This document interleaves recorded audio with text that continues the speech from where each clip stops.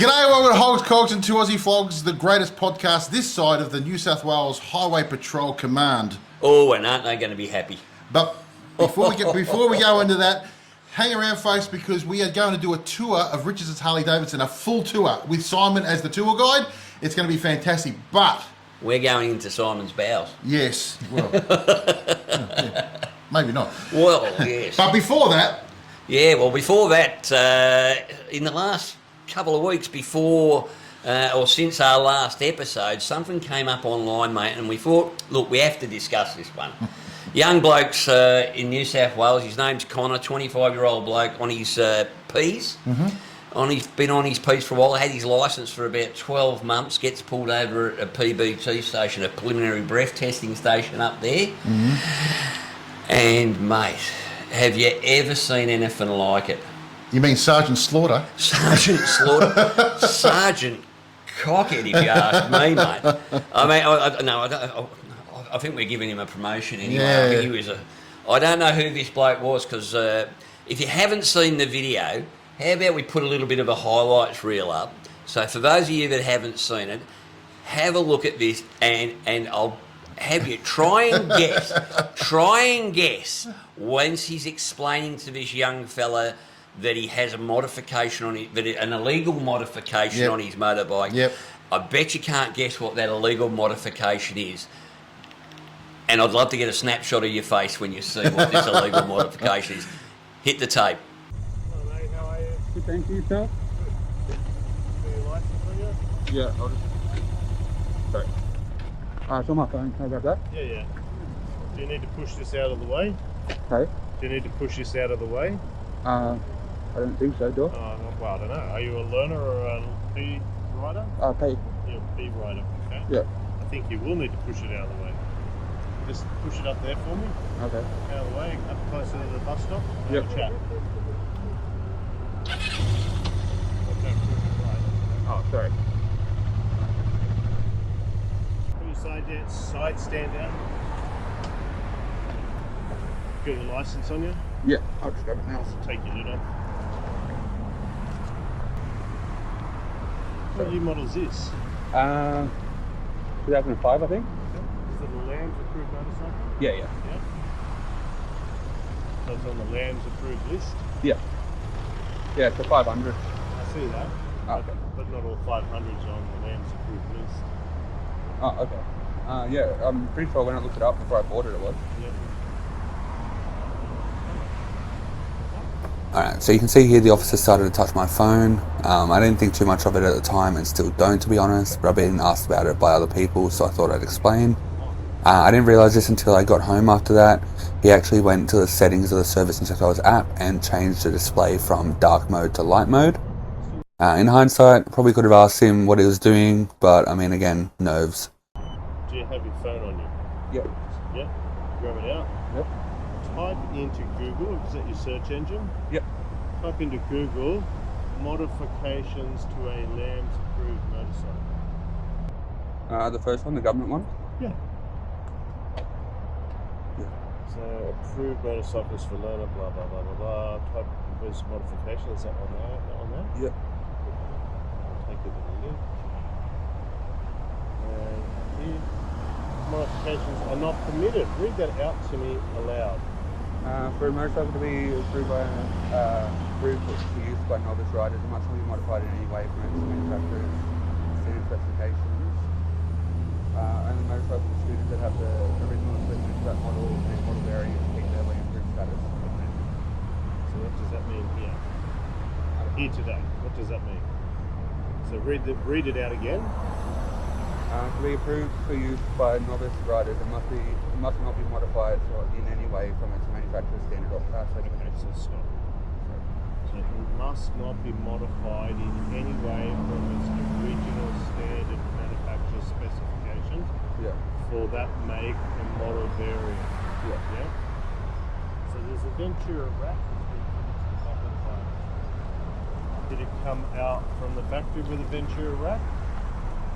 I bought it from the guy like that. Yeah, no, just bear with me.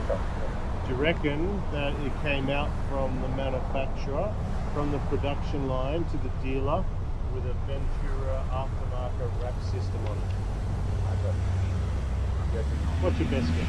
If you're asking me, I'm guessing not. No, well, it didn't leave the manufacturer. It didn't leave the production line with that on it. That's an aftermarket accessory. Right. Yeah? Yeah. It's Ventura.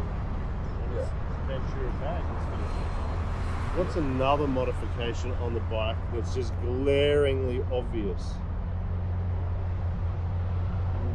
Something that's been added to the bike that shouldn't be there. Is it the camera? Yes. Oh. Should that okay. be there? I thought we were allowed cameras. Oh. Okay. Are you a Lambs approved? Sorry, are you a Lambs rider, a novice rider, by Yeah. definition, which is a learner or a provisional rider? Yeah. Yes. And this is a Lambs approved motorcycle. Okay. Yes. So it's not allowed to have any modifications. You just read it out to me. Yeah. No modifications from its standard manufacturer specifications. Yeah. Did that come out of the factory with that on it? No. So I touched on the camera a bit more at the end, but I just wanted to point out that its issues with the clamp securing it to the handlebars and not the actual camera itself. So what do you need to do with it? Take it off. You need to get rid of it.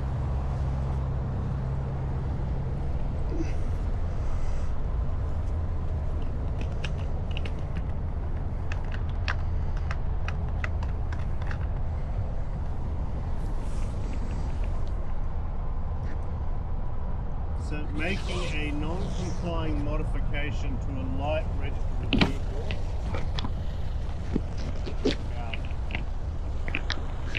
$1,000 fine. Okay. In all seriousness. Alright. Take the time to look it up. Yeah. Now, at the time when he was making me read it out multiple times like my child, I didn't think to scroll down from where he directed me to read from. Now, if I did, then I would have seen this information stating that minor modifications are approved as long as they meet the specifications of the manufacturer and don't increase power output or reduce tear weight, which none of my aftermarket editions do. Off camera, Officer Moron also tried to tell me he could find me another $1,000 for this side stand foot. He then said he would do me a favour and not issue me $3,000 in fines. Wow. What? Mate. Fancy stooping to that level as a motorcyclist to put a frigging gear rack. A Ventura gear rack. Oh. On said motorcycle. Not only that. I mean, had the tenacity to put a larger foot pad on his centre stand, on his side stand. Yeah. And Connor, what are you thinking, mate? And to top it off, he had the I don't know what you would call it. He's such a rebel. The unmitigated gall. To put a friggin' camera clamp on his handlebars. Yeah. God help him. Oh my God, that's 3 offences, mate. That's it. $3,000. Free strikes, you're out, son. Jesus. All right, let's before we go any further, let's just say one thing we've always said on this channel is that we're definitely not anti-cop. No. All right, we actually think that we've got to work towards getting a closer liaison between police and bikers because, you know, we've got to work together to sort of improve the road, bring the road toll down 100%. Educate riders, get better riders. But he ain't helping. You know what? Every little thing that everybody does is absolutely tossed out the window when a tosser like this. Oh. I mean, come on, mate. Come on, mate. And, the problem is it's pricks like this, little jumped up bloody jack-booted pricks like this with and all this copper is a bully. Yeah. And he's obviously he knows that he's got nothing. Yep. He's just playing tough guy in a blue uniform. Yep. And you know what, mate? You make it harder for every other bloke that's wearing that uniform. It's now been seen by, close to 800,000 people. There'll be 1 million people, I reckon. Worldwide. You've just made a laughing stock out of not only your crew, but your entire department. Yep. It's bloody embarrassing. Not only that, mate, but he is... And he's so freaking wrong. Yeah, he's just made it harder for every copper, every decent copper out there. He's just made it harder for every single bloke out there on the next stop. Of course he has. It's like, I don't know. if you're watching, mate, let me just have a little bit of a word to you. There's a reason why the vast majority of people would join the police force, and that's because they want to help people. Now, sometimes that and look, people have bad days. You weren't having a bad day, mate. No. You were having the best day of your life because you were getting off on that shit. Yep. And I just think it's just disgraceful the way he behaved. And and I can tell you now, when I saw it, I was, mate, you should have been there. I had to literally. I told you to watch it. I got up after, as soon as I heard the word Ventura Rack, I said, I paused and I went back. I could not have heard that. You're telling me that an illegal modification is a Ventura Rack, one that's on. So using his logic. Yes. And his logic was, you must have the bike exactly the way that it came out from the shop. So, better get those registration plates off your bike, mate. Yep. Better get those registration stickers off your bike, mate. Yep. Mate, you're an idiot. So does that mean if he changes his tyres, they're not the original tyres? Well, no. $1,000, mate. It's $2,000 for a set of tyres. $1,000 for the tyres. What an absolute load What of a bullshit. load of shit. I mean, the way he was talking to that bloke. Yeah. And I've got to say, mate, and I've had a bit of a chat back and forth with Yep. Connor on. Unfortunately, I wasn't able to get him on the phone. We were going to chat, but anyway, things didn't work out there. So I've had a back and forth with him, and he's given me some responses, mate, to some of the things. And let me just bring them up, because this, to me, was amazing. Because the way he acted, I thought was absolutely fair. And if you see the way he acted, he was respectful. yeah. He was calm. Yep. He was, in his own words, shitting himself. Yep. But the reality is, he acted perfectly. Yep. All right? The only person that was acting like a dick in this whole thing was the copper. Yep. And as I said, we don't want to. So. And I mean, you got to be aware of a bloke standing there like without wearing a hat from the Blue Oyster Bar, don't you? Well, you know, that's the other thing is that was actually picked up, that hat was in fact given the flick a number of years ago in New South Wales. Uh-huh. So apparently that's not current uniform. Okay. But of course he's probably, been in his position. Playing dress-ups? Playing dress-ups for the last 25 years, and he loves his cool little leather hat. Yep. What a knob. Anyway, so I said to him, well, what were you thinking while all this was going on? Yep. And his answer was, I was just in shock, to be honest. I bought the bike from a private seller with the rack already on it, so I figured it wasn't an issue. I've seen so many bikes with rack. I generally thought it was stock. Yeah. Well, stock or not, it doesn't matter really, And I said, how didn't you lose your shit? How didn't you just say, mate, are you a complete fuckstick? Yeah. Quite frankly. And he said, no, I'm not going to lie. I was very close to when he asked if I had my phone after touching the phone, etc. But ultimately, I was just so nervous. The longer it went on, the way he spoke to me, I was just getting more and more pissed off. Well, mate, Connor, you had every right to be pissed off, mate. And I'll let you know, a formal complaint. I sent a email to New South Wales Media? New Police South media? Wales Police Media. Yep. Got a response from them saying, yes, we'll pass this through on. I went, oh, that's pretty good. And then 24 hours later, I got a simple one back that simply said, New South Wales Highway Patrol Command are aware of this video and are looking into it. You know what that means? Sergeant Slaughters, or whatever his name is, Senior Constable Knob Jockey, is in more shit than a Werribee duck. Mate, that bloke, I tell you what, I wouldn't like to be him if he's being dragged into his boss's office, because, mate, you have embarrassed the New South Wales Police Department by your actions and your bullying and your... I just don't get it, mate. I don't... What do blokes like this get out of it? I mean... hopefully the rest of the blokes in the police station will take him out the back and give him a... No. But that's probably what should happen. They should have words. And look, the last thing I asked him was, what do you think of the response you've received online? Mm-hmm. And this genuinely, he says, the response has been incredible. The amount of different sites and Facebook pages I've seen it shared to, with the comments across the board being of support, has made me feel much better about how I handled it.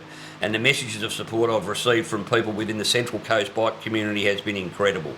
So that's good to hear. Everybody's got behind him, and why wouldn't they, mate? He's done nothing wrong. And well, I did see a few people saying, "Oh, you should have done this. You should have." It's all very well to say, "Should have done this. You should have done that." When you're in that situation, you just try to get yourself out of that situation, especially if you're a young fella and you're trying to get off. You don't want to get a ticket. And I also said, what's the next step? He said, well, I've lodged a complaint on Sunday after all the... Because a lot of people have said, mate, you can't just let that go. No. And the reason you can't let it go is simply because this prick will do it to the next person again and again and again. Yep. And that we can't... Well, that's what sort of what I said to you was how many times has he done this previously? How many people have actually paid the fine? Yeah, how many times has he got away with it? You know well, what I mean? that's it. Is how many people has he played this game with? Yeah. How many people has he intimidated? Yeah. You know, I mean, we're putting on that uniform, mate, comes an obligation. Yep. Because, like it or not, sunshine, you work for the public. Yep. You know? Exactly. And you know what? It's blokes like that, as I said, not only make it harder for everybody else, but they're the ones that give the bad stereotype to all his mates in his job. And you know what? If you had a photo in the dictionary of dickhead of dickhead copper, yeah. like he literally fits the description. He's a poster boy. The poster boy for jumped up little bloody upstarts who shouldn't be in the uniform as far as I'm concerned. And I know that's harsh. And look, he's not going to lose his career, but I tell you what, I reckon send him back to constable, send him back to uniform, because he certainly doesn't belong in the traffic branch. Well, he needs a re-education. Send him back to do some real police work for a change. Not that traffic policing isn't real police work, but you know what I mean? Yep. Go back and learn what you're there for, mate. If not, go and get a change of career. Yep, 100%. Anyway, that's about all I've got to say on the subject, mate. But I mean, everything from playing with his phone to the condescending way. Oh. That was the part that annoyed me. Is look, pull someone over. Here's your problem. Here's your ticket. Yep. Or here's your warning. Fine. Yep. Not a problem. I have this thing. As soon as I get pulled over, I'm as pleasant as can be. Yep. And I just hope that you can. What do they say? Either give me the lecture or give me the ticket, but don't give me both. This guy was it was just so condescending. Yep. You know, oh, what does that mean? Do you think this came out with that? And not only that, all those things that he was saying, they're accessories. Yeah, and it said below that thing that he pointed out that they are permissible. You mean he didn't read his own laws that he was quoting? Yes. Always look at the what's the name, mate? The small print at the bottom. That's my advice to you, Constable.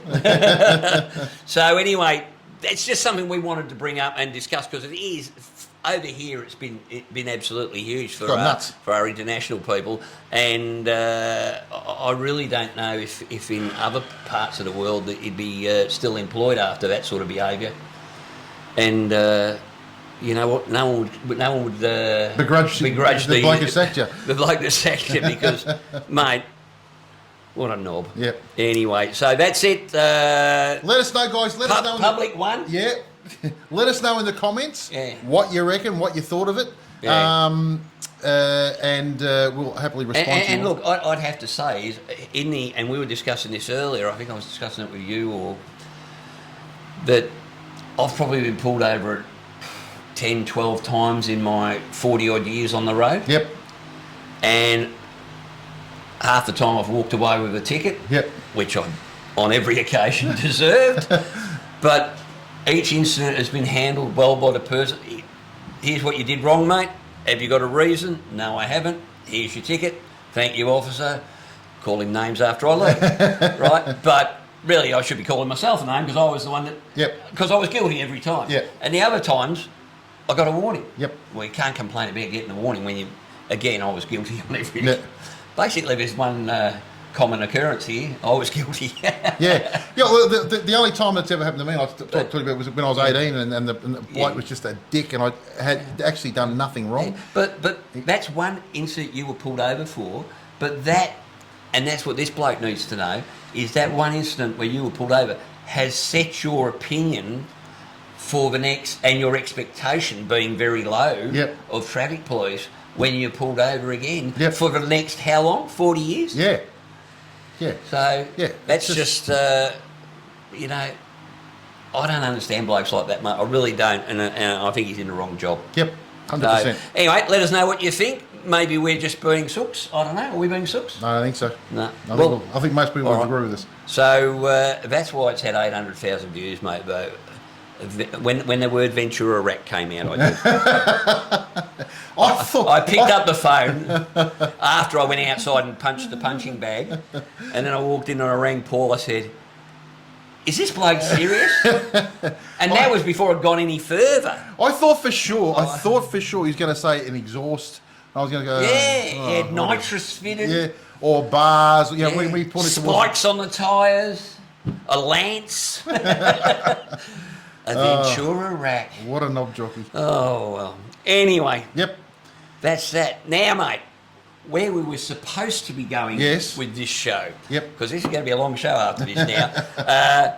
But while we were over in Tassie, we told you last time that we went for a bit of a wander. Yes. What would you call it? Would you refer to that as a bit of a wander through the bowels of of Richardson's Harley? It was definitely a wander. It was a wander. I couldn't believe how big the joint was, like a TARDIS. It is. Like it just kept going from one to another to another to another.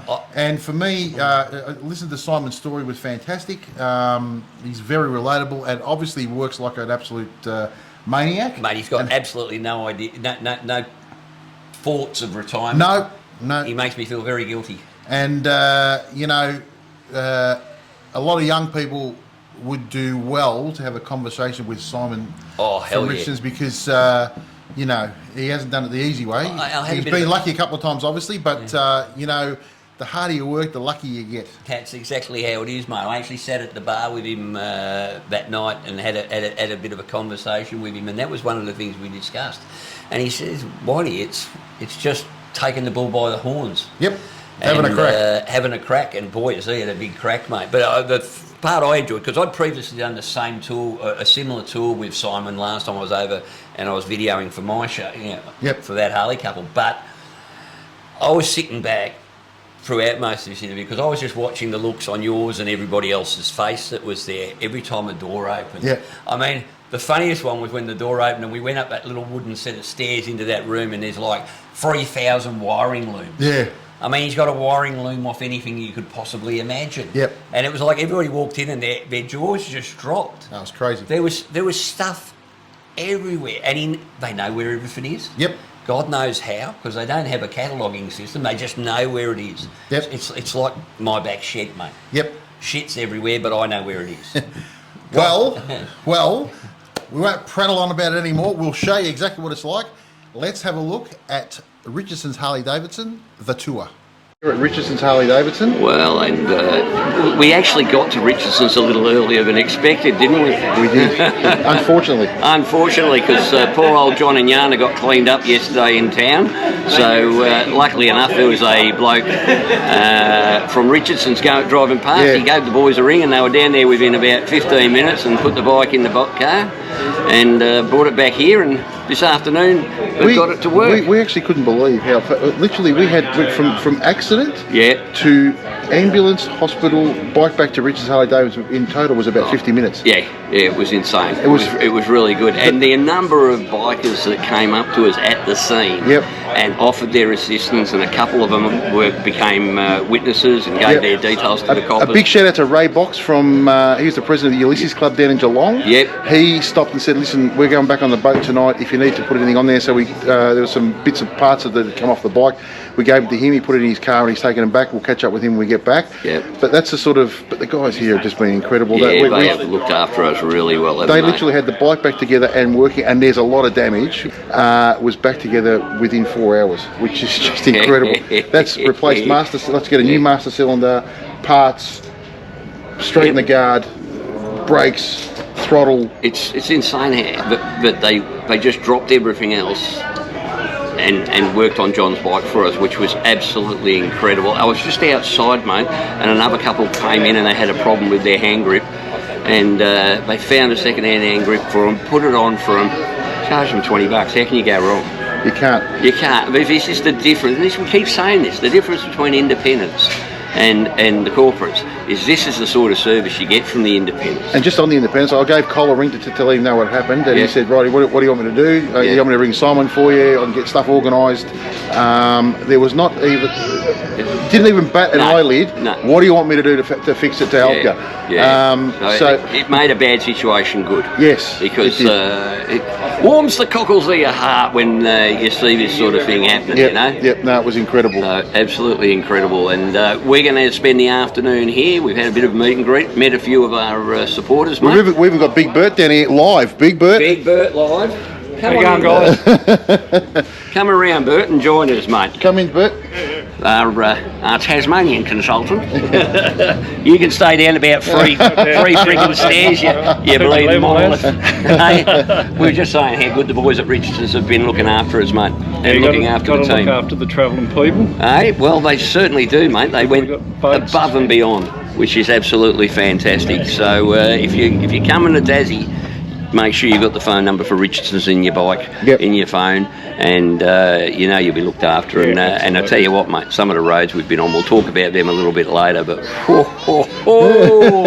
we've had a little bit of fun. Welcome to Tassie. Thanks to some of Bert's suggestions, which have been absolutely incredible. And thanks to Bert too for meeting us at the boat. Like he met us at the boat, Sparrow's Fart, and took us across the island. He risked life and limb to get there on time. We went from north to south in one day, and via the scenic route, it was incredible, mate, too. It's amazing. We've had an incredible time. I don't know if it was very scenic with all the smoke about. Well, that was that was an issue. There's a few fires going on here at the moment, so they're warming the place up for us. How accommodating. We do what we can, right?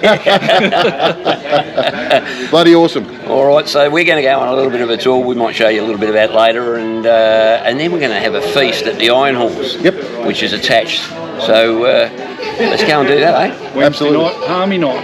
Palmy night. Get on it. Can't go wrong. Let's get into it.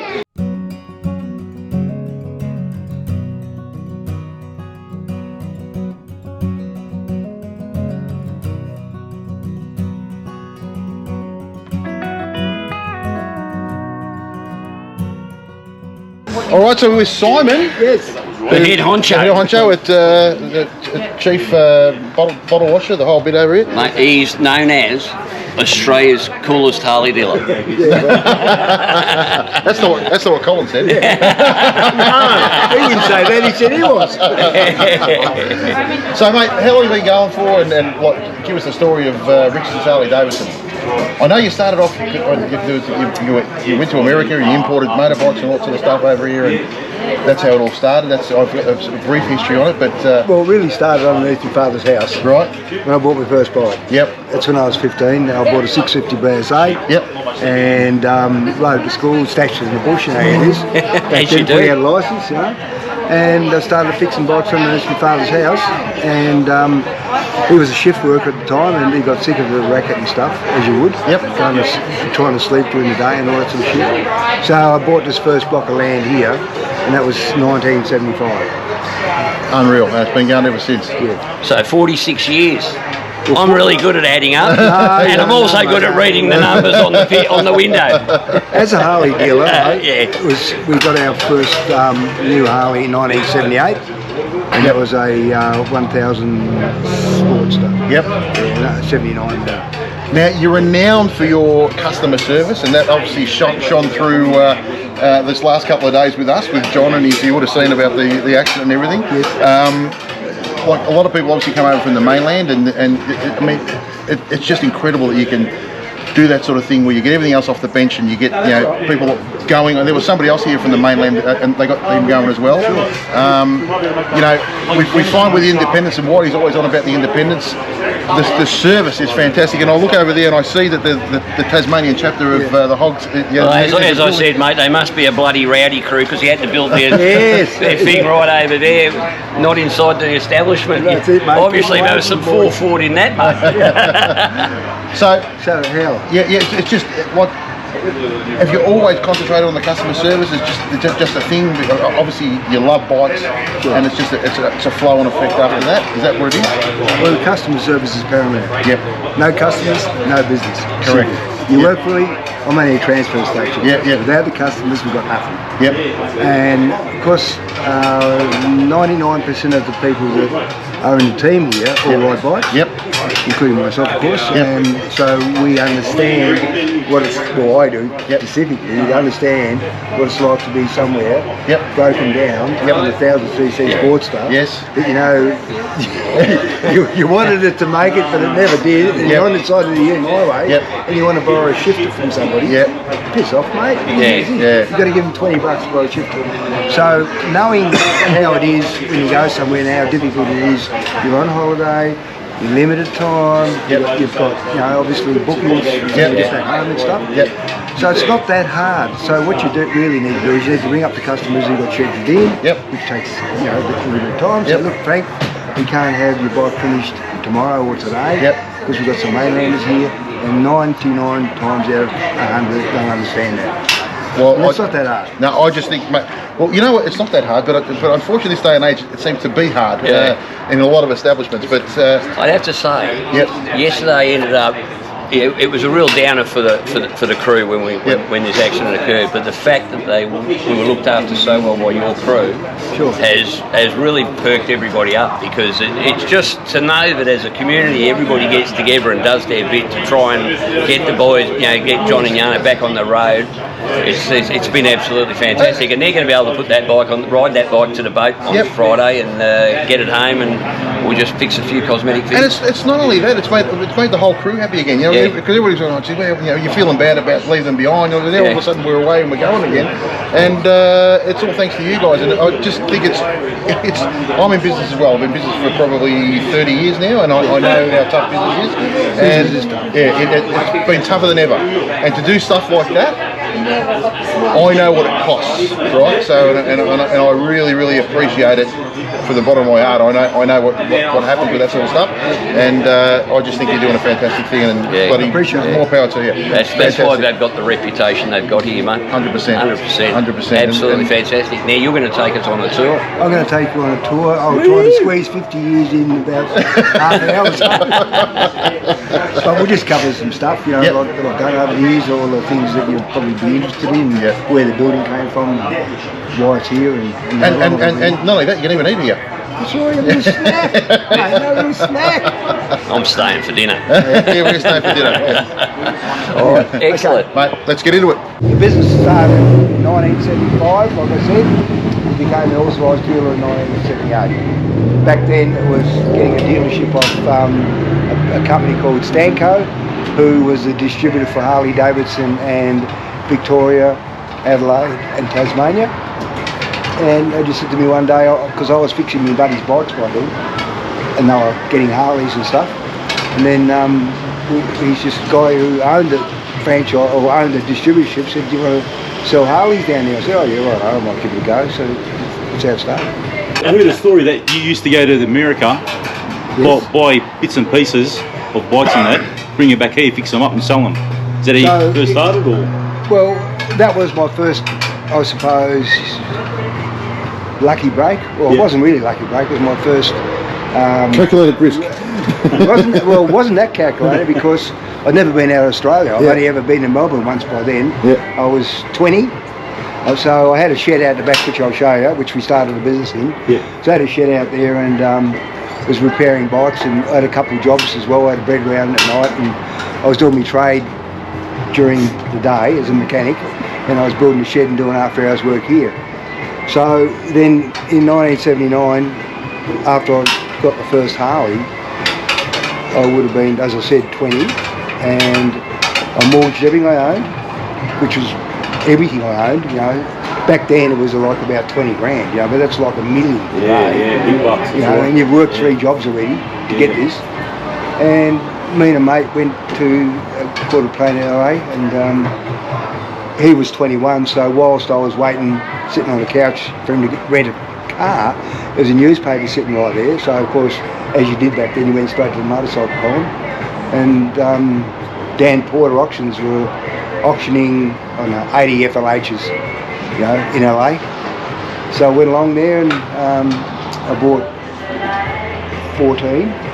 So part way through the auctioneer came, because we were young, like young, 20. You know, I didn't look like this, 20. I hope not. You know, and he came after I auctioned those. I might have bought 4 or 5 bikes, and he come over to me and he said, you know what, boy? He said, you know, it's okay to buy these bikes, but you know you've got to fucking pay for them. Yeah. I turned around and quick as a passion and said, mate, you worry about the auction and I worry about paying for it. So we ended up buying 14 anyway. And then he came back over after we paid up and stuff. He said, you know you've got to move these bikes in 48 hours. I said, what do you mean? He said, knowing nothing. My whole life was Launceston back then. And I've been to Melbourne once to buy my first Sportster. Wow. Off the plane, buy a Sportster, take it to the boat, carry them. That's my whole experience out of the state. Anyway, when me and Skull were driving along the highway, we seen all these sheds, all the same, you know, rows and rows, and which we know is public storage today. Yep. And it was all going in, have a quick look. So I went in there, and sure enough, the guy said, well, what do you want? We said, oh, well, you know, what do you got? He said, oh, anything you want? And I said, okay. So I rented a shed, put those, rented a truck, or Skull got rented a truck, got the fucking bikes, and then bought another, we had 28 altogether. And then we got them in the shed, you know, bought a ute, cheap ute, and went around and picked up shit. You know, back then it was simple, you know, life was simple. And bought those bikes and put them in the shed, and I thought, fuck me, we got to get these back somehow. And I did meet a company, a guy called Rick Mitchell, who I'm still friends with today, from IBCO, who used to make aftermarket gaskets for Harleys and all sorts of bikes, you know. Yeah. So we got friends with him and got a yellow page book. Looked for freight people who freighted to Australia, rang them up, found out what the go was, and found out they could drop a container off. And so I got them, went and seen the guys who owned or was running that shed leasing business, and asked if we could drop a container off there, and he said, yep, no worries. That's what most people do. And so then we had a 40-foot shed, right? 8 by 10 foot. Yeah. Harley, you know. I thought, fuck me, this is only a 20-foot box. 20-footer. So then I come up with a plan about building a shelf. Because I had 14 FLHs, they were all the same height.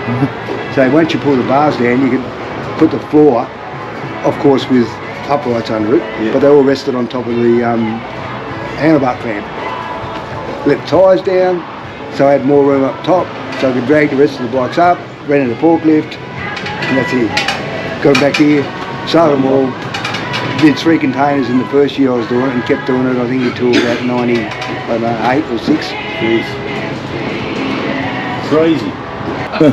Yeah, so anyway, we'll slip in here, and you've been in the bar and grill. Yep. If you've been there, I'll just tell you that was opened in 2008. Yep. And that was all built out of reclaimed material, same as this place. And it started with a little kiosk right in the shop. And then I thought this would be a great idea to build something bigger because it was only a dealership, people come here, got nothing to do. Anyway, created another monster. Because that's a hard ask. Hospitality is difficult. Because you can't give people regular hours, you know. Mainly they want to go through the uni degree or whatever they want to do, and so they move on. And so it was built in 1978. That's also incorporates an old house I added to the build, put a roof over it, and that's the staff room and all that sort of stuff now. So all these beams, I'm going to get sidetracked here a lot. All the beams going that way, or a timber I salvaged from the bottom of the Burnie Harbour. Really? It's a timber called turpentine. Yeah. It only grows in 2 parts in Australia, and that's northern New South Wales and southern Queensland. It's a timber that grows like a pole. It's 66 metres tall with just a few branches at the top with a circumference of only 1.6 metres. So it's just like a pole. Yep. And it grows with natural mineral terps in it. So when it's in the water, it never rots. This timber that's going that way was holding the Burnie Wharf up and was built in 1921. All old bridges and old wharves in the old days all built out of turpentine. So it didn't have, other stuff back then.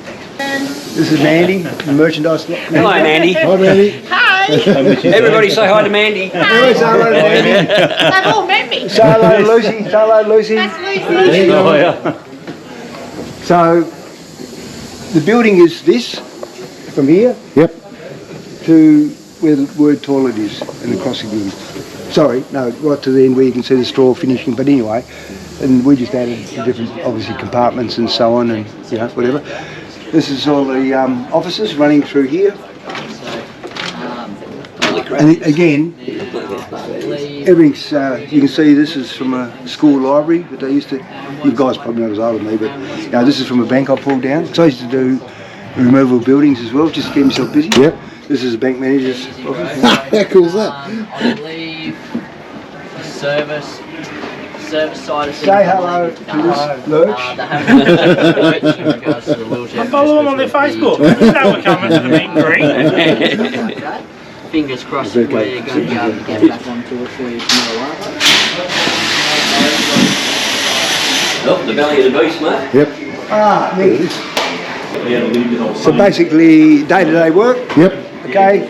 We've obviously refreshed the shed a number of times. It didn't look like this when I built it, of course. Yep. This particular slab here, and the one that we'll finish in, oh no, sorry, not this one, the one we finished in was poured by 6 cement mixers and 6 sets of boys by hand. Yep. This one was different. Yep. Maddie. Say hello to Maddie, everybody, the newest crew member. How are you, Matty? Hi, Maddie. Give him a wave.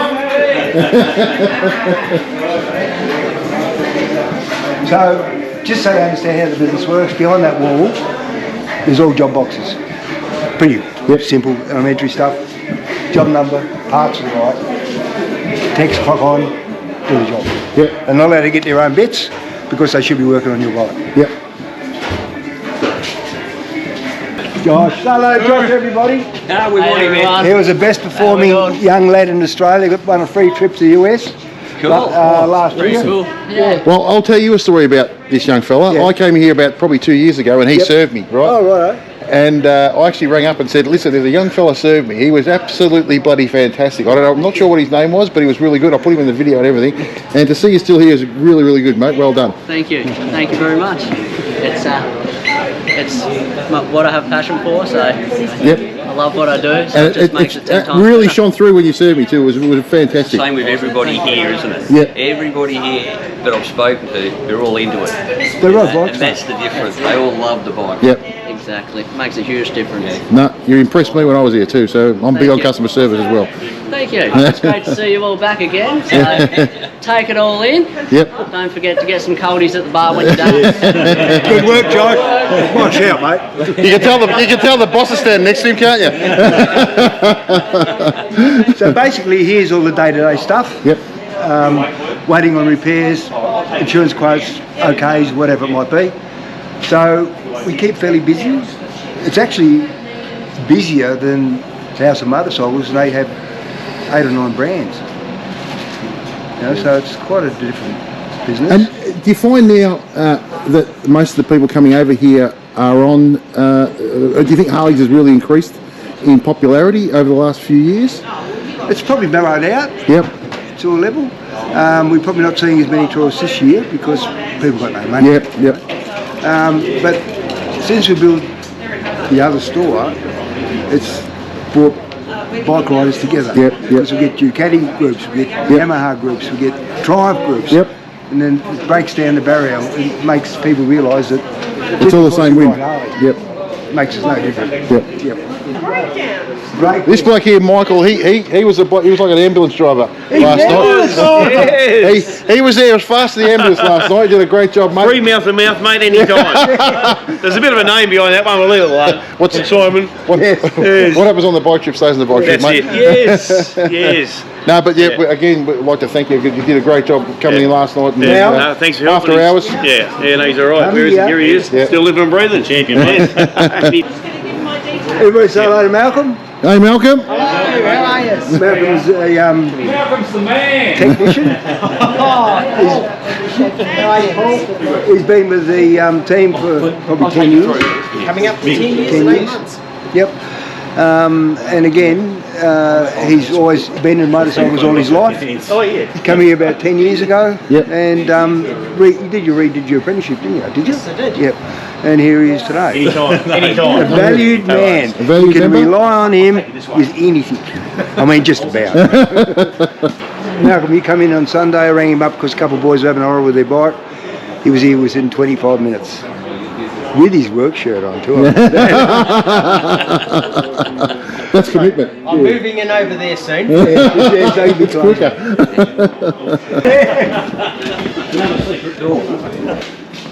Yes, so incoming freight. Obviously bikes. Yeah, bikes, oil. Nice newbies over here. Yeah. Still in the box. Yeah, Springer trike. Wow. we built that. Oh, I've got. When you look at the museum, I've got my old one up there. It looks exactly the same as this one. We shop built this in about 2000. It started as a 2008 Softail. The one upstairs, I built that myself out of a shovel. Yep. And of course that's got no suspension and stuff, but that was a lot of fun. Yeah. A lot of fun. I was younger too. No big deal, it's just, we also rent bikes, Harley. Oh, you rent bikes as well? Wreck them, yeah. I wreck them. Please say rent them. Yeah, we rent them. We're eagle. We have 12 bikes on hire. Okay. So basically in here it's just a storeroom. It's a bit messy. When we have days and stuff, we have arm wrestling machine over there and over there. And Kangaroo riding, I see. yeah, for kids. Our next generation of customers. So basically what happens up here, we buy stuff off other dealers and then we obviously sell it, and which is good because there's a lot of shit we have you can't get. And Harley don't make it anymore, and if you want original stuff, Forget about it. here really, at the end of the day. Getting calls every day of the week that looking for old obsolete parts. Yep. There's dealers around Australia that recommend us to customers to hunt stuff down. I've got parts in the other room behind you that have got 92 stamped on them, so that means they're manufactured in 1992. So they're brand new, sealed, on a shelf, New ready old to stock, go. Yep. To go. So yeah. So that's what happens. We got another guy who, I'll show you his little office down here, eBay office we call it. Yep. He just, that's all he does, he just steals stuff. So it's permanent. It's your full-time job, just doing it on. No, he's on sort of casual, a little Okay. percentage. Yep. He might work 20 hours one week, he might work 10 next week. We might do some stuff from home, so it works okay for us because you're really, at the end of the day, it's a lot of money to have someone sitting there. But it's getting to a point where we really probably do need someone full-time. Yeah, because by the time you catalogue it, put it on the system, ship it, advertise it. So just go through that door back there, guys. I've got a couple of bikes here from the tube.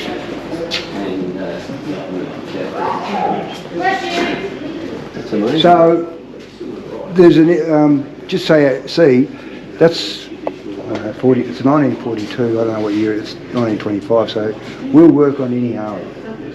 We probably we won't give you a quote because everything will be fucked, But it doesn't matter if it's a Waller or an Evolution or a twin cam or shovelhead or a panhead or a knucklehead. You're one of the very few. Yeah. And there's guys within the business who know more about the older stuff than the new stuff. And so, but we like everybody to know a little bit about the old stuff, because today you tell a technician, can you adjust these points? I say, what? But all our guys know what a set of points are, They go, where can we plug the computer in? Yeah, that's all they know. And it's a bit sad because they don't train people. I know the past is the past and bikes get old and fucked and whatever, but at the end of the day, Harleys are not like that. People want to restore them, people still ride them. There's a guy in here with a 59 panhead the other day. Of course it was leaking oil and everything, but he loved it. If it wasn't, there'd be a problem, wouldn't it? Hey? But usually on the mainland you get told if it's any more than 10 years old, I don't want to look at it. they won't touch There's it. a reason behind They're that. scared, They haven't got anybody who knows him. No, That's exactly. Right. Yeah. I mean, you're going to make more money doing the service because it's simple and people can beat the clock and blah, blah, blah. But at the end of the day, if you're a Holden dealer, you should service Holdens. If you're a Ford dealer, you should service Fords. Yeah. And it shouldn't make any difference. Where I did my time in Holden, they'd work on old shit. But now it's nothing like that.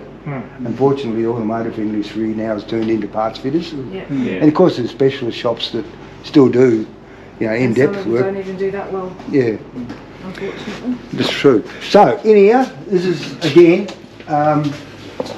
this is all of our pre-owned stuff. This is where motorcycles end up once they've been stripped.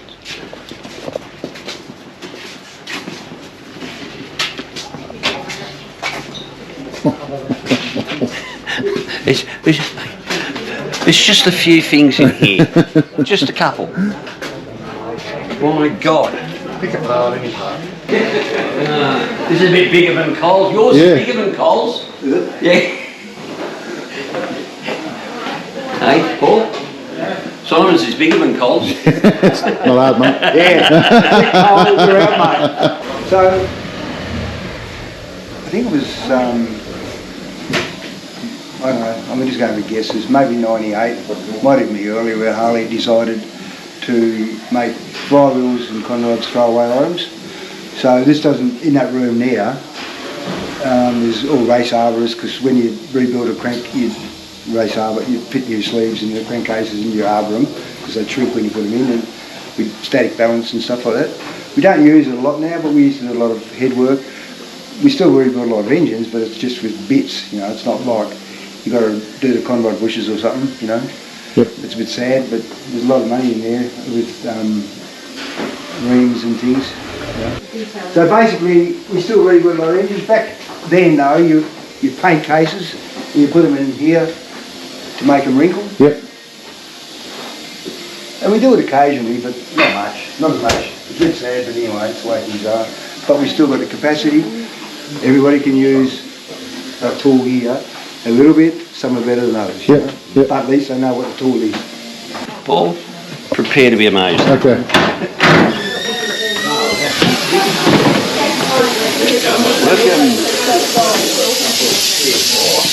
Holy moly. Christ almighty. Said mate, old history. I told you, mate. Oh my God. What's wrong, mate? Little old carbon bloody. We need oxygen. Paul's having a moment.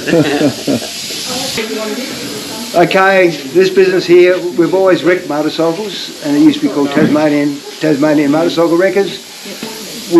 We don't really, we've had this for eons as well. Since we moved the retail, we'll show you where the original Harley shop started, and then that became Tasmanian Motorcycles, and then it became Tasmanian Motorcycle Wholesale. But we've always wrecked bikes. We haven't really got anybody to run this right now, and we need somebody who's got some knowledge about older stuff. We still get bikes to wreck, but we don't put them apart now, and it's not really our main business. But we still got a lot of old blokes wanting a set of wheels for whatever, or a motor for something. It's all right. But we don't really run this business. But someone comes to the front counter and has some motorcycles, we'll bring them over here and have a look about and whatever. Has anybody got any questions? Ask away. Any questions? Awesome shop. How are you going to, with Harley Davidson changing their shop structure? Oh, they're on to us. Yeah, are they on to you about that? Of course. Yeah. Did you lose the feeling of your I'm going to say this. Harley is renowned for making their motorcycles individual. People turn them into their individual bikes, don't they? That's right. They accessorise them. You sell 10 Heritages tomorrow, all the same colour. Yep. Next month they'll all be different. But for some reason they want all dealers, not just in Australia, in the world, to revamp their stores so they're all similar. to look cold? Yes. But undoubtedly we will need to move forward with that. It just depends on the depths and how things transpire. Yep. But my opinion is, and I'm going to say this even if I think it's the wrong direction. Yep. Keep the stores individual. Yeah. So that you need to go there and buy a t-shirt or have a look what they've got. Maybe got a collection of panheads like Colin had all his own motorcycles. Yeah, a lot of them down. That's what people want to see. This was House of Motors. This was Tasmanian Motorcycles, and this was their retail section. That was their retail section, but that was also where the bike shop started. So that was the first Harley shop down there. Jeez. And it consisted of those two windows there, which were roll doors. Yep. They had a counter through here, and this was the workshop. And then as it evolved, it become a showroom. Yep. And then we built part of the workshop over there, where we're going to end up. And yeah, so there's a bit of a collection of Triumphs, which I thought was a good idea, but it ended up being a dumb idea. These are the ones you were selling 2 years ago? Yes, they're still They're the ones, okay, good. Mind your head, everybody. Good to know. They're still here. Try more. Hello, mate. You're myself, mate. This is Try More, everybody. Say hello, Try More. Hello, guys. How are you? Nice to see you. We caught him swimming in the channel when we took him over. That's good. Nice to see you. Sorry, Nice to see you guys. You too, mate. all of Try More's family are over here now. Yep. We brought Try More in from Zimbabwe. Zimbabwe, I was in South Africa. South Africa, yeah. And his family are here now, so we got that sorted, and he's a valuable team member. Yeah, that's it. And I enjoy this place as well. It's so Good stuff, mate. Yeah. Good stuff. What do you ride? All these bikes, yeah. Good answer, mate. Good answer. All of them, I ride all of them, even this one. I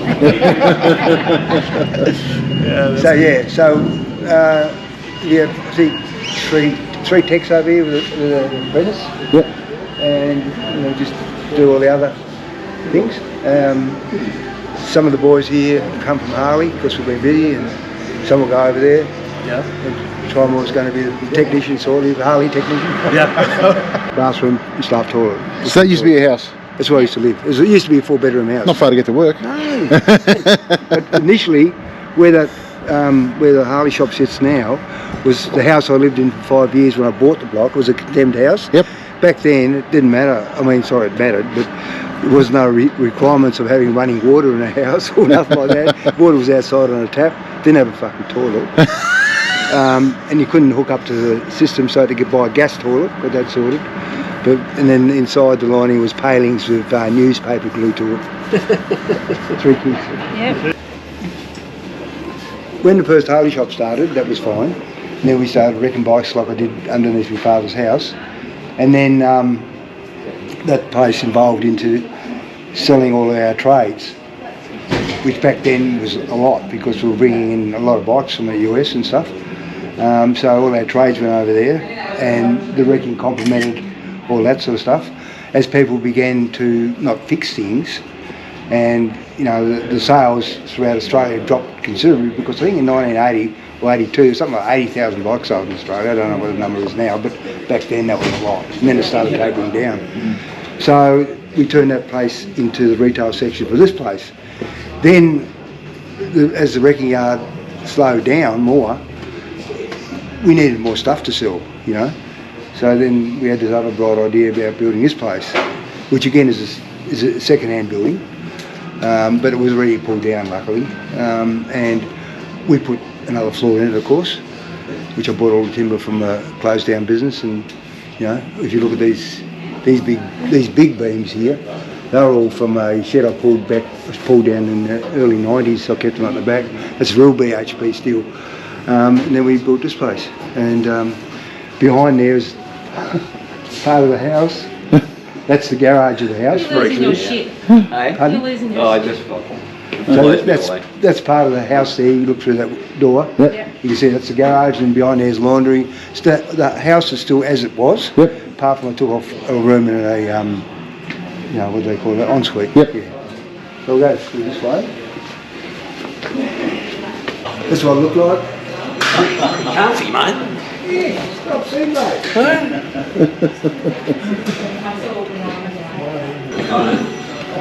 So this is part of that. We know who this is. This is my daughter, How you going? Lindell. How are you, Lindell? Good, how are you? Good. Everyone enjoying their tour? Oh, that's not bad. I thought he'd still be talking, so. So Lindell obviously started when she was about 5, modelling kids' clothes and stuff for Harley, and now she's deep into business. Phil's still doing that.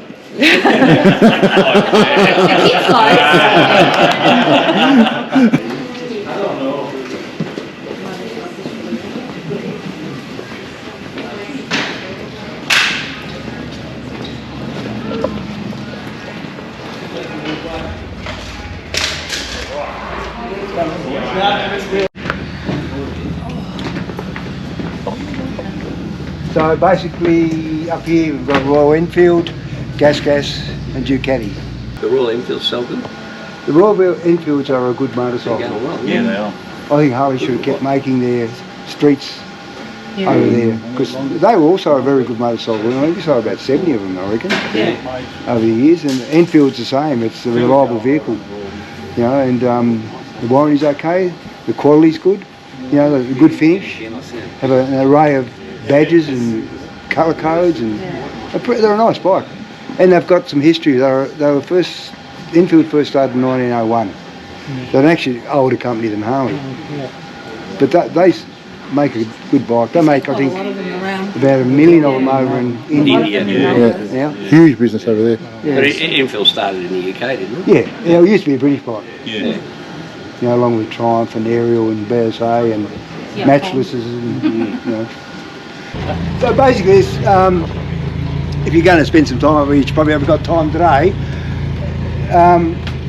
When Mary helped me put this together, my wife, those boards are there, around that side, are what was happening in the world when these bikes were new. Yep. So there's a story there. I know you're not going to have time to read it all, but there's a story there with every decade. Yeah. So, you know, in the 1910 and 1919s, those were the bikes that were getting built, you know what I mean? So that's this is just a lot of stuff that I've collected over the years. You know, I mean, I like old stuff. And again, it's as we found it. I bought all these mules off Harley, which they were great that they sold them to me when they... Yeah. We were lucky we had the fleet down here, you know, when they used to do demo days and stuff. Harley have been good to us in a lot of ways, you know, no worries about that. We can't complain. So they sold us this as one of everyone that they were making, and then I bought a couple of Buell Blasts, which is a 500 single, out of the US, to add to the collection. Yeah, I'm going this way. After you, sir.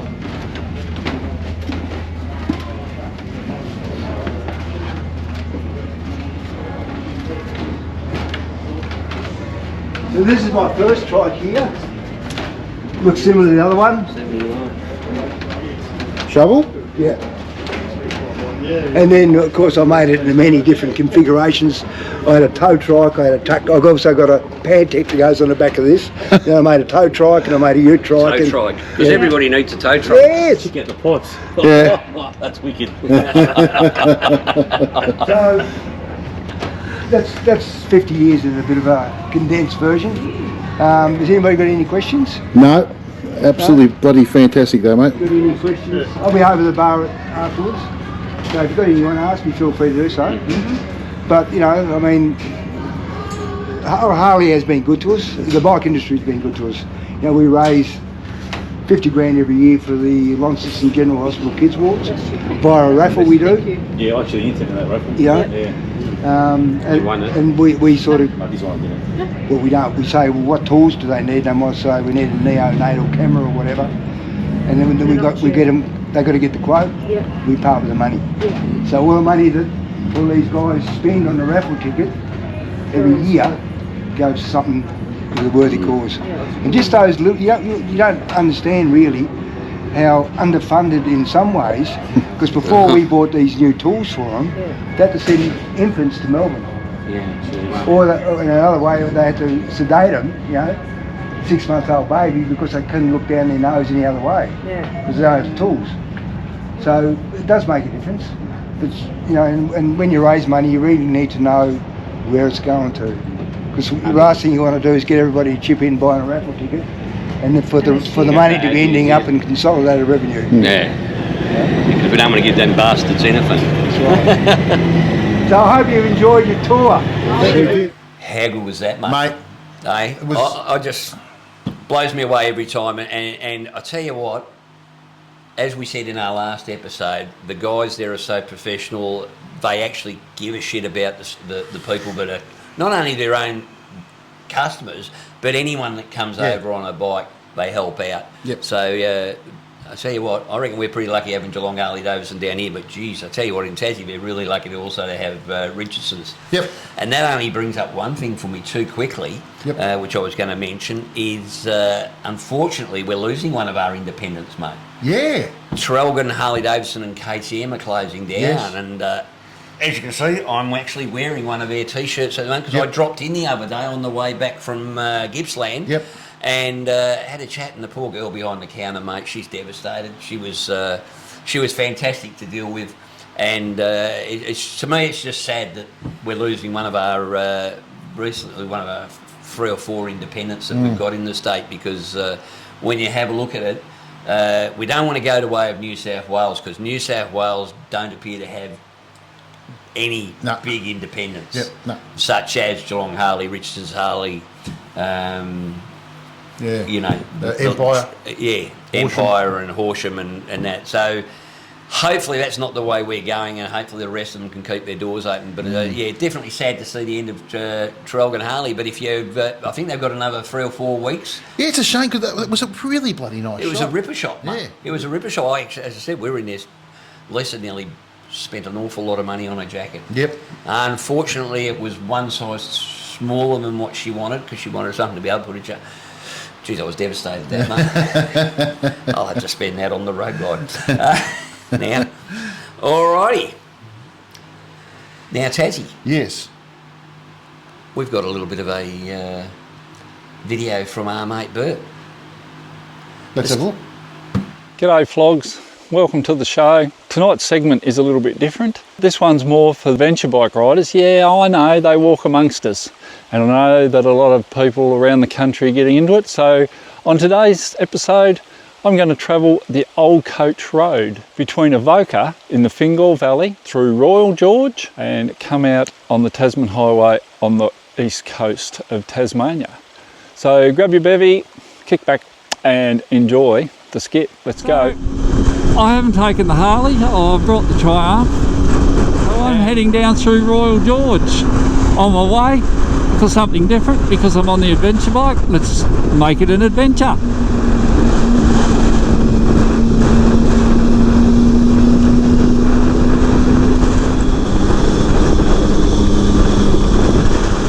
And we're on the gravel. Here we go. So we're just going to dodge along, because I need the practice, and yeah, I need the practice. Skill level is 0, and we'll try and keep left, or our correct side of the road, I should say, so we're not confusing anybody. That's what we're here for, an adventure, remember? Alright, I need to concentrate, so I'll get back to you soon.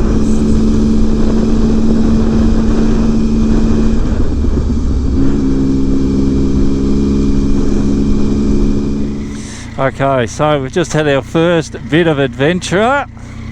I've mucked up the coordinates on the GPS. I've got to stick to the Old Coach Road and not go off that other turn off where the GPS was sending me. So away we go. Stick to the Old Coach Road, anybody that comes this way. It's heading down. Roads are in pretty good condition.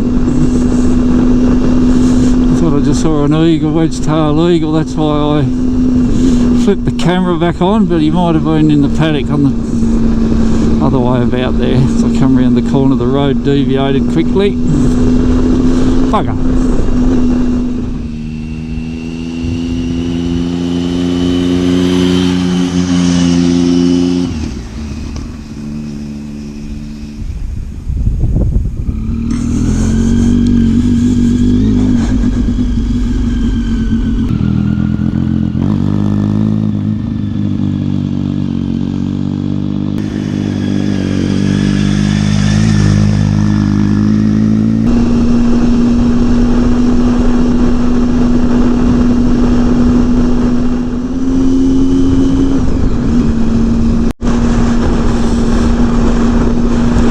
through the other side. I think we're nearly at the Tasman Highway.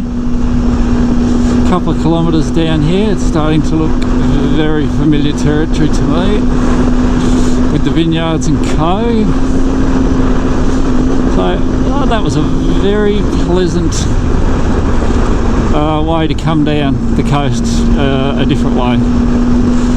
Definitely doable in just a motor car.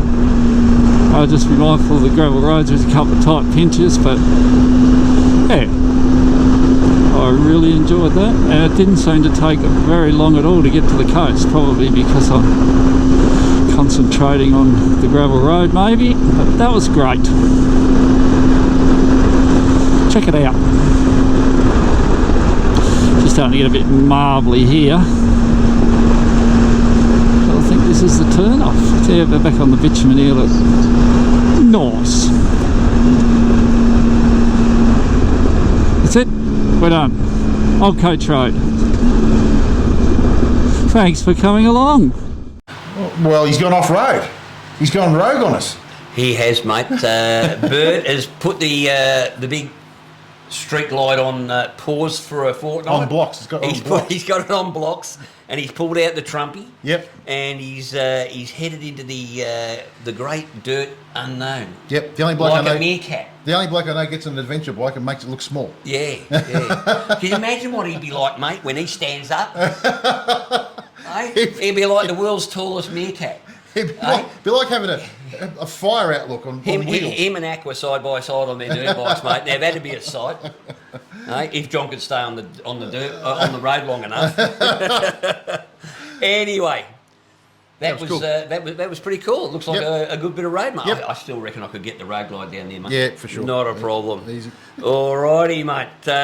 Now, just a quick update for anyone who's going to the Logan pub run this weekend. There's a rally up at Logan, the Logan pub rally, which is about northwest of Bendigo. Yep. Me and the tail gunner will be up there this weekend. Up near Snarnard. Snarnard. Yep. So if you're going to the Logan pub running and you see us wandering around, stop and say good day. Yep. All right, because the last video we put out, mate, was from the Redback rally. Yep. That went pretty good. That's doing really well. So we figure we'll go and film another one, and I'll have another night drinking cans and talking shit about motorbikes to people, because it's one of my favourite pastimes. Also, Chop. Yes. Has been at it again, mate. Yes. He's been off to Harley Heaven, where they had, I think it's round 3 of the Nationals prettiest bike contest, mate. Let's have a look at what Chop's bringing us this week. Alright, we're down at Harley Davidson Tempe for round 3 of the Nationals. Let's go check some bikes out.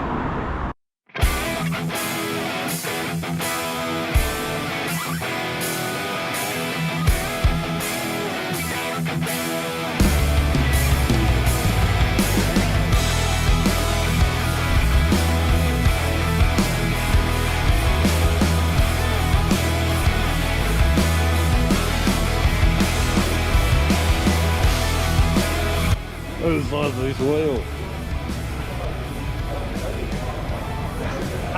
That's huge.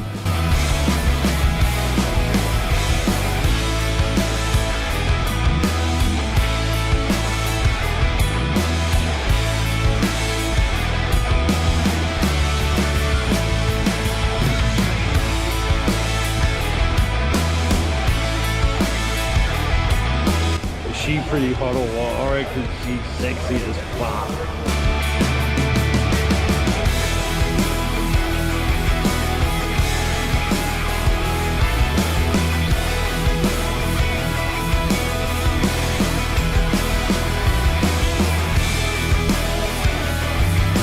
Wouldn't want to hit the brakes too hard on this, would you? Probably take your go knackers out.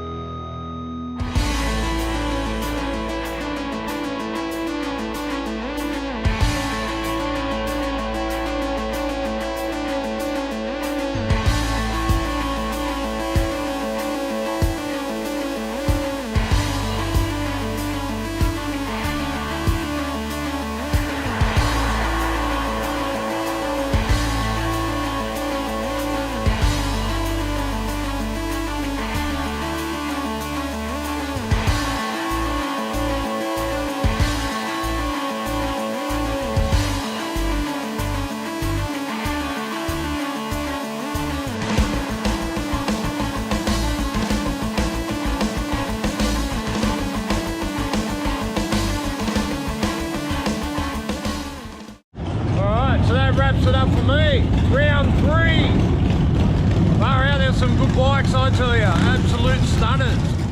Well, as always, some nice bikes there, mate. Yeah, some nice bikes there. Very nice, very nice. And I believe round 4 is coming up in a few weeks, so that's pretty good. And Harley Heaven have got on board and they're having a chat with Chop and getting him in to film a number of things, so that's great. Good for him. Yep, excellent to see, mate. Now, something we announced yesterday for today on the Facebook page, and for those of you that are on the Facebook page, you should have already have seen this, but exciting news, Resurgence are now in and on the shelf at Geelong Harley, mate. Yep. How good's that? Not only that, but they're giving any flog that goes in and mentions they're from the Flogs is getting 15% discount. That's huge. That's a big discount. That is a big discount, mate. That's more than what we were offering online. And you can try them on and see how they fit, and they've got about 5 or 6 different versions, styles, of them, including the girls. Even the leggings for the girls. AA and AAA rated. Yep. Most comfortable motorcycle jeans on the market as far as I'm concerned. Mate, they're fantastic. And I was actually talking to Corinne earlier today who purchases all that sort of stuff down there, and she said she can't believe how comfortable they are because she tried a pair on herself and she reckons they're great. So she's very keen to see as many Flogs as possible come on down, try them on. Let's get behind a company that gets behind us. And she actually mentioned that the competitor has gone into liquidation. Okay. So I can tell you what, mate. There's a number of sets of jeans or protective clothing on the market, but I'm yet to find one that's as comfortable, as affordable, in reality, and now available. Yeah, with the backing, the service from Aaron, and he's always in the chat when we've got videos on and. So hopefully, if you've been thinking about getting a pair of Resurgence jeans, but go, I hate buying shit online because it never fits and all that. That was never really an issue, but now you don't have to worry about it. Zip on down the highway, get down to Geelong Harley Davidson and have a look, and they'll look after I tell you what, I reckon they're going to do all right out of it, mate. 15%, geez, that's 15%'s a good discount. That's a bargain. That is a really good discount. Yep. All right, and our only other, we've got another sponsor that I want to mention, mate, and that's Hog Lights. Yes. Now, you all know what we think of Hog Lights. We've got them on both all our bikes. Yep. Absolutely love them, but everything, they're going gangbusters at the moment. I got off the phone to Nate earlier today, and boy, he's a busy boy. Mm-hmm. Hey, he could only talk to me for about 3/4 of an hour. It's very unlike him. Because normally he's a talker. I thought he'd be feeding the baby. He sent me a photo of his bike, mate. Oh, it is a pretty looking street light. We might put a photo of this up. And I said to him, that's great, but there's no signs of life, mate. I've not seen it move. No. And about 10 minutes later, I got a video back of it actually running. so all right, Nate, we know you can start it. Can you ride it, mate? Exactly. But winter's coming, mate. Mm-hmm. It's getting darker earlier, so now's the time you're going to need a good headlight on your bike. Yeah, start looking. If you want to upgrade, now's the time to upgrade because, like what he just said, if it's going to get darker earlier, quicker, so you're going to need them. And trust me, it's chalk and cheese, isn't it? It is chalk and cheese. And use the code FLOG10 when you purchase, and you get a 10% discount too. Yep. So that's still up there. So that's brilliant, mate. Cool. Upcoming events, we don't do rallies, runs and events anymore, but there are a couple of note, and that is, as I said, the Logan pub rally this weekend that me and the tail gunner will be at. If you're there, say hello. And also this Sunday down at the in Wanturna on Ferntree Gully Road, there's the National Steam Engine area. Yep. They've got their own little, just near the freeway there, and they've got the Festival of Italian Motorcycles there, so that could be really interesting. Yep. You get down there, get your Lavadas and your Motogazis. Yep. And all the like of that, and maybe your Ducatis. Very cool. Ooh, very nice. So that's all the incoming events. Very cool. And that's... the other thing is too, if you haven't... so I've got a couple episodes out now of the Tassie series. 100%. If you want to see them, they're up. There'll be another one out hopefully Monday night. Let's mate, that one that went out last night, you're getting all right with the drone, but you might need to be a little bit more careful. Holy shit, was that close? That's as close big, and it's like he goes through the trees like this. It's unbelievable. Yeah, and I tell you what, mate, the footage was sensational on it, and I just the way you've captured Tassie and the way you captured that. By the way, it was only raining over you. Because I was leading that ride, I was about 2 kilometres further Did you ahead. see the snow? I was dry, mate. Did you see the snow gathering on my jacket? I go, what is going on? Everybody huddled around me because it was warm. Because where I was riding, mate, all I got was a little bit of cold and a little bit of spit. And then I watched your video. I go, well, was that the same ride I was on? Which only goes to prove that you are Chief Black Cloud. Absolutely beyond doubt. Big Chief Black Cloud. There you go. That's it. Yeah. Well, that's it from me. That's it from me. That's it from Hogs. Cogs. And 2 Aussie Flogs. Ciao. See you guys.